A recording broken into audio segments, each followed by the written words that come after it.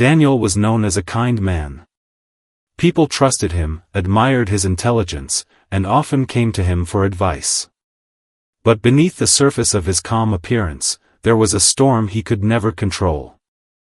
It wasn't the kind of anger that exploded loudly and was immediately noticed. No, Daniel's anger was quieter, insidious, and exhausting. It settled in his mind like a shadow, growing with every careless word, every small insult, every moment when someone dismissed him without thought. He would replay conversations in his head long after they ended, picking apart every syllable, every tone, every perceived slight, until it became a mental burden too heavy to ignore. Even something as trivial as a comment from a coworker could ruin his entire day. A sarcastic remark about his work or a dismissive tone when someone spoke to him could leave him tense for hours. He tried to convince himself he was mature, that he had control over his emotions, but the truth was painfully different. Daniel carried a quiet resentment that no one saw, yet it shaped the way he moved through the world.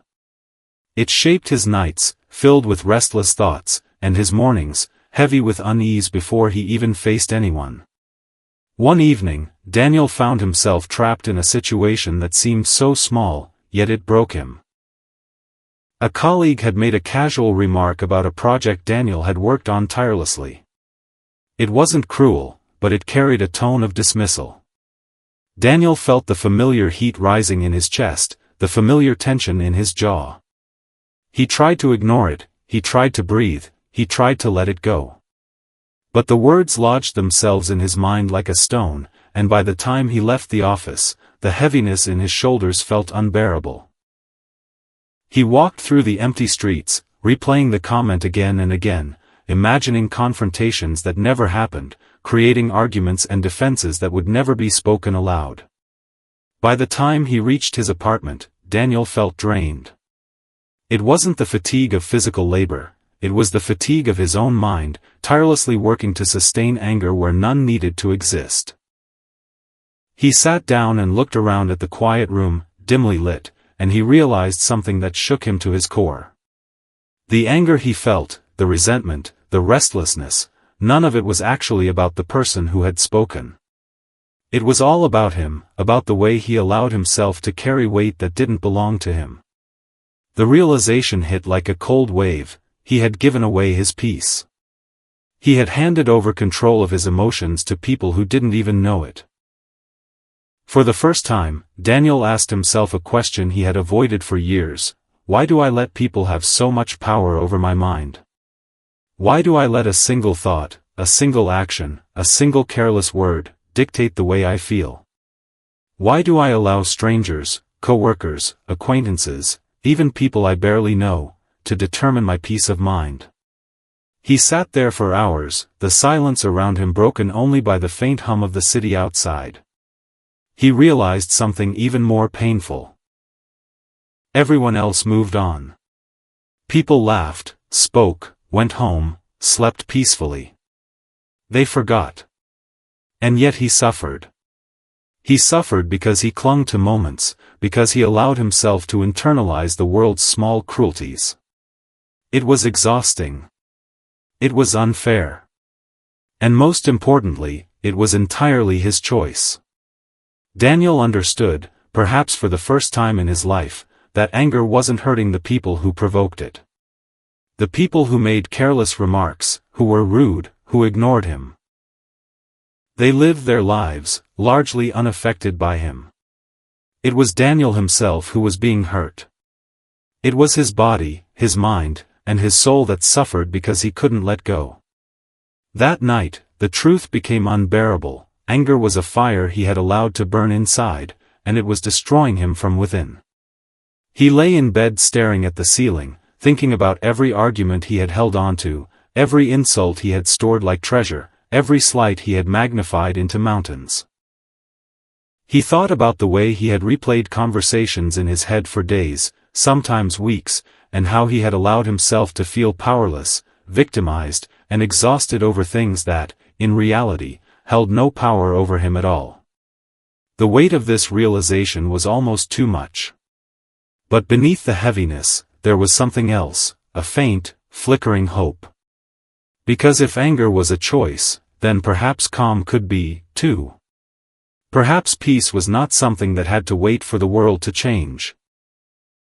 Perhaps it could begin inside him. And as he lay there, in the quiet of his apartment, Daniel made a silent vow to himself. He didn't yet know how he would achieve it. He didn't know if it was even possible. But he knew this: he would no longer allow his life to be controlled by the fleeting words, actions, or attitudes of others. He would search for a way to stop carrying stones thrown by strangers. He would find a way to reclaim the power he had so easily surrendered. That night marked the beginning of a transformation. Not immediate, not dramatic, but subtle and unshakable. A quiet decision took root in his heart.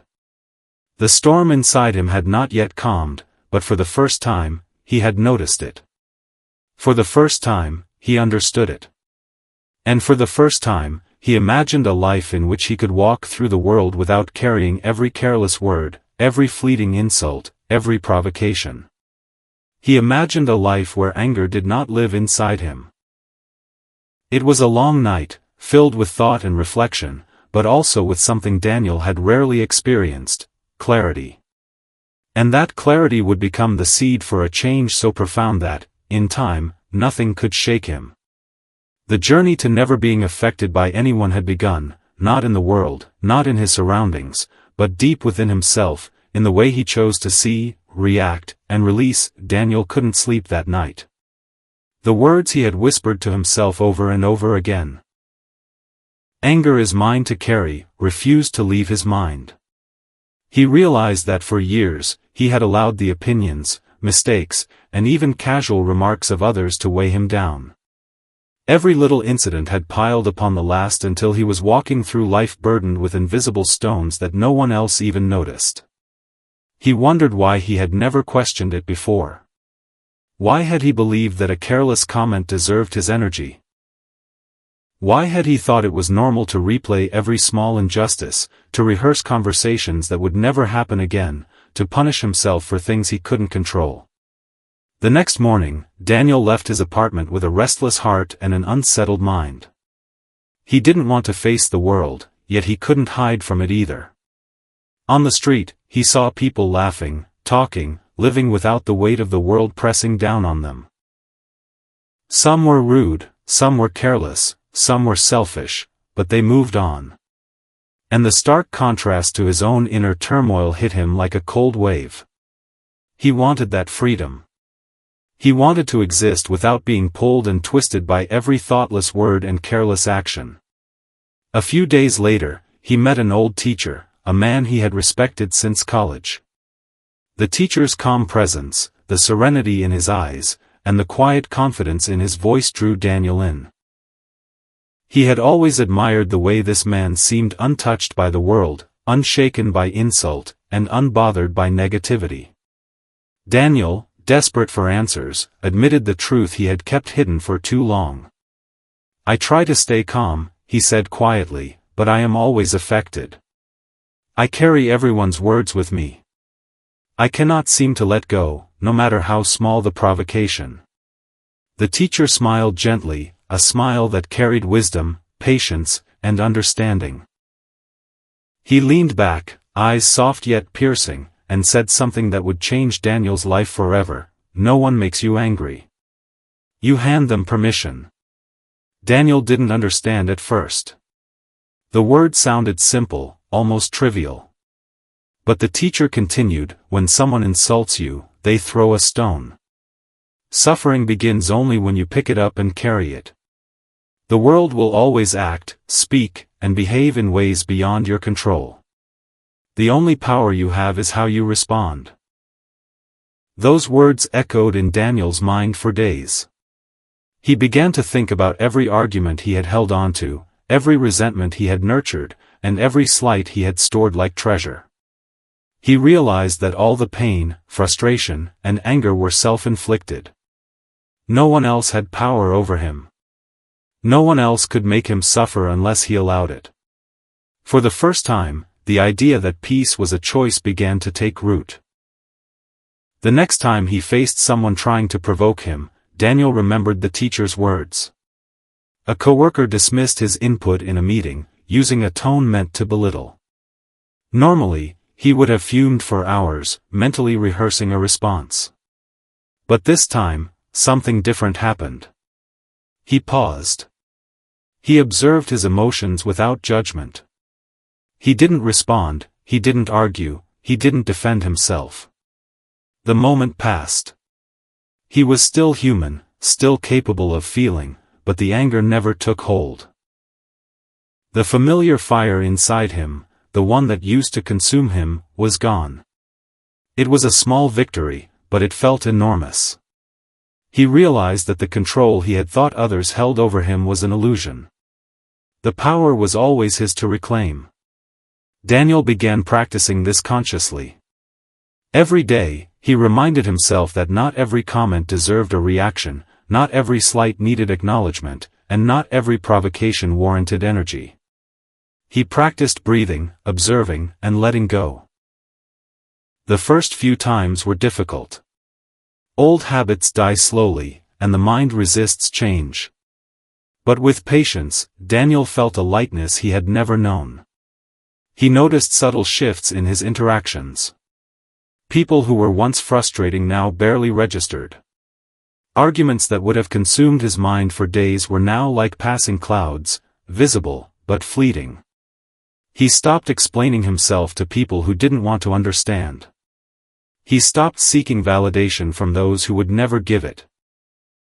Slowly, he began to feel a sense of freedom, a freedom that was not dependent on the world around him but rooted deep within his own choices.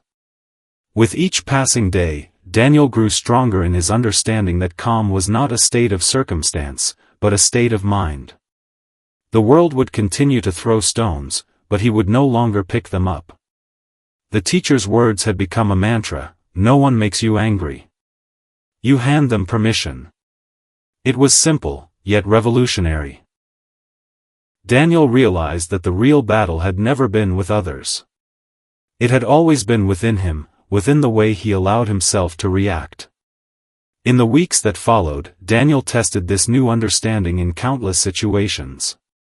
A rude remark from a stranger, an unfair criticism from a colleague, a dismissive glance from a friend, each time, he practiced letting it go. Each time, he felt the weight lift slightly more. He discovered that by refusing to react, he reclaimed his energy, his peace, and his freedom. It was not an absence of feeling, but the mastery of it. Daniel began to notice that the world around him seemed different as well. People who had previously drained him now had little effect. Even those who tried to provoke him learned, unconsciously, that he was untouchable in a way they could not penetrate. He felt a sense of empowerment he had never known, not in arrogance or pride, but in quiet certainty. The chains of anger that had bound him for years were breaking. He was learning the most profound truth of all: peace is not given by the world, it is claimed from within. By the time weeks passed, Daniel's life had subtly but profoundly changed. He had not become immune to the world's negativity, nor had he lost his emotions. He had learned to observe without attachment, to respond without reaction, and to live without unnecessary suffering. And in this realization, Daniel found the calm he had sought for so long, the calm that had always been within his reach but had been obscured by years of unconscious reaction. He had begun to walk through life untethered from anger, unshaken by provocation, and untouched by the careless actions of others. Over the following months, Daniel's life underwent a transformation so profound that even he could hardly recognize the man he had once been. The anger that had consumed him, that had dictated his every reaction, was no longer the center of his existence. It hadn't disappeared in an instant, it had been replaced gradually by a quiet, unwavering strength, one that didn't announce itself but simply existed, steady and immovable.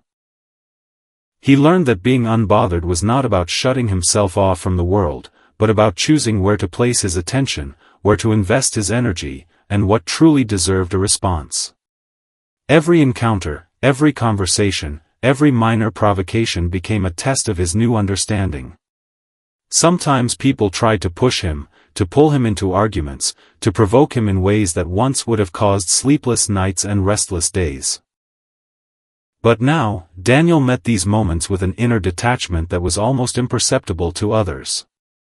He listened without reacting, observed without judging, and let go without effort. He realized that the world would always have noise, criticism, and conflict, but it no longer had the power to disturb him. He discovered that peace is not the absence of conflict, but the mastery of oneself amidst it. This new calm began to ripple into every corner of his life. At work, he was no longer frustrated by colleagues who were careless, impatient, or inconsiderate. He did not need to justify himself, nor did he seek approval from those who offered none. He noticed that people who once caused him anxiety now had minimal impact, as if their words simply bounced off an invisible shield he had built, not with arrogance, but with awareness. He felt free in a way he had never imagined, free from the invisible chains of resentment and irritation that had once held him prisoner. Daniel also observed an unexpected effect on his relationships. Friends and family noticed a subtle change, though they could not always put their finger on it. He was still warm, empathetic, and engaged, but there was an underlying calm that made him almost magnetic. People were drawn to his presence because it was steady and reassuring, not because it demanded attention. Arguments that might once have escalated now dissipated quickly, as if his calm energy diffused the tension before it could grow. He realized that controlling oneself did not mean controlling others, and yet it influenced them more than he had ever imagined. The most remarkable aspect of his transformation was internal. Daniel no longer carried the weight of other people's negativity. Insults, dismissals, and careless remarks no longer lodged in his mind or replayed in endless loops. He had developed a mental filter that allowed him to choose which thoughts to entertain and which to release immediately.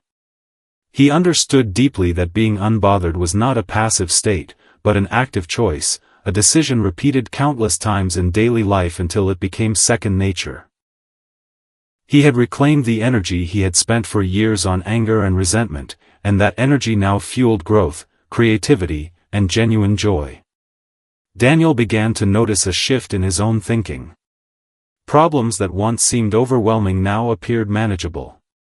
He realized that the root of suffering had never been the world or the people in it, it had always been his reaction, his refusal to let go, and his attachment to what he could not control. With this insight, he no longer feared confrontation, criticism, or misunderstanding. He no longer felt the urgent need to defend himself at every turn. He had learned to observe life's turbulence with calm awareness, to respond rather than react, and to release what did not serve him. Even his sense of self transformed. Where once he had been defensive, insecure, and restless, he now felt grounded, confident, and at ease. He discovered that being unbothered did not make him cold or indifferent, it made him conscious, aware, and powerful. He could engage with the world fully, without giving it the power to disturb his inner balance. He realized that control over one's emotions was the greatest form of freedom, and that mastery over oneself was far more important than trying to control anyone or anything else. The final lesson crystallized gradually, in quiet moments of reflection. Life would always contain conflict, stress, and irritations, but they did not have to dictate his experience. People could still behave carelessly, speak harshly, or act selfishly, but Daniel was no longer at the mercy of their actions. He had built an inner fortress not of walls and distance, but of awareness, acceptance, and deliberate choice. He had learned the rare and invaluable art of remaining calm, unbothered, and at peace, even in the presence of provocation. As Daniel continued on this path, he felt a profound sense of liberation. No longer weighed down by anger, he had the clarity to live fully, to think deeply, and to act with intention rather than reaction. He understood that life's greatest challenges were never external, they were internal, and the solution was not to fight the world but to master the self. The fire that had once consumed him had been transformed into a steady flame of awareness, strength, and inner freedom. He moved through life not as a victim of circumstance, but as a conscious observer and active participant, choosing what to carry and what to release, choosing calm over chaos, and choosing freedom over suffering. Daniel's journey was complete, not because the world had changed, but because he had changed. He had discovered the profound truth that no one can disturb you without your permission, that anger is a choice, and that peace is always within reach when you decide it is. In this mastery, he found not only freedom but a deep and enduring joy, a joy that came from knowing that his life, his mind, and his heart belonged to him and him alone, unshaken, unbothered, and finally, truly free.